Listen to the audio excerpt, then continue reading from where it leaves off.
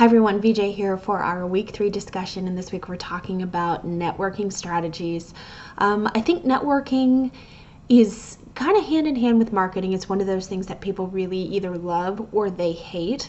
I'll be honest with you, in-person networking for me is very challenging. I tend to get kind of shy and introverted and nervous around a bunch of people that I don't know, but I have gone to several kind of, entrepreneurial boot camp style network teaching sessions. And some of the tips that the instructor brought up have really worked well for me.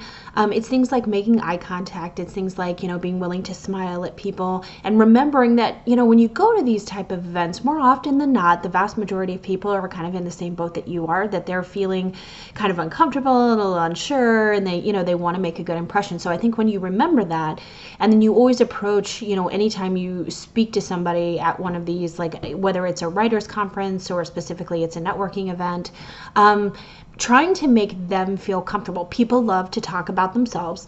So go to these kinds of events with questions prepared and topics of discussion. Certainly there's some topics you should avoid, but if you're going to like a writer's conference, certainly asking somebody, hey, are you writing a book right now? What kind of writing do you do? What genres do you like? Who your favorite authors are? Have you been to an event like this before? And once you can kind of make other people feel comfortable around you, you'll find that they also kind of will reciprocate most of the time, and they'll ask you questions, and it'll give you a chance to have conversation.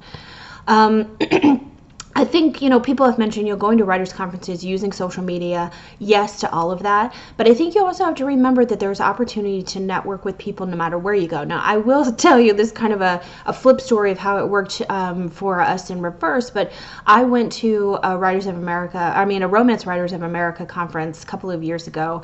Went with a friend of mine, and we noticed that there was a woman that was kind of sitting by herself, so we invited her to come and sit with us, and she went to lunch with us. Turns out she is like the head of HR and recruiting for a 3 named government agency, and my husband is kind of in the market. He's retiring soon and looking for a job, so I was able to make that connection for him. So while it wasn't a networking necessarily for me, it does, I think, demonstrate that you never know, you just never know who you're talking to. And so I really see the opportunity anytime I meet somebody new as a potential to network, because you can't really look at someone and tell they're a writer, right? So, or a publisher, or in the industry, or related to the industry in some way. I think another great way to kind of network is to volunteer. So if there is, a genre that you want to get more involved in, or you want to connect with a certain group of authors, or even, make contact with a publishing company, find ways to volunteer, whether you're reaching out looking for some kind of internship, whether you're offering to beta read for another author that maybe you admire, or a small publishing company that's looking for somebody to do that. There's lots of opportunities to network in the volunteer realm. You don't get paid for it necessarily, but it pays in dividends of connections to people. And again, it's one of those things, you just never know who you're going to meet, in the context of that volunteer opportunity. As far as social media is a great way to connect and network with other writers, with publishers, with editors, with everybody in this industry. It's really kind of changed the dynamic of how business is done nowadays, but I think there are still some rules to remember. You can't be on broadcast only mode. You have to be on receive mode, and social media works really well when you take opportunities to spark discussion, when you ask questions, when you share the knowledge and resources that you are aware of with other people who are looking. It has to still be a conversation. It can't just be, hey, look at what I'm doing. Isn't this cool? It has to be, hey, look what I'm doing. What are you doing? Tell me about what you're doing. It still has to be a give and take.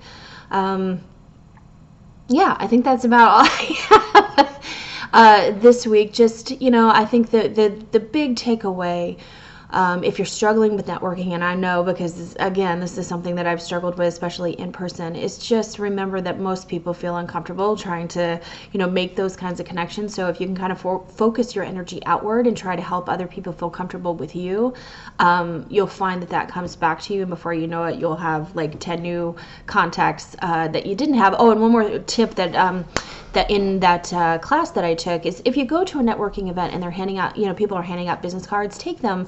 But when it's, convenient, make some kind of note either on the card or in a notebook where you keep the card about like a physical characteristic of that person and maybe one or two details about who they are to help you remember them. Don't do it while you're talking to them, because then you look like you're taking notes on people and that's a little creepy, but but just so that you have that reference. And then periodically, make sure you go back. The people that you're really interested in networking, make sure you periodically reach out and just be like, hey, we talked about at this networking event, you mentioned you were working on a book, just, I'm curious, how's it going? And it's easier to do that in email, I think, than in person. So there's no excuse if you manage to make it through an in-person networking event to not take advantage of those connections made. All right, talk to you guys again soon. Hope you're having a great week. Bye-bye.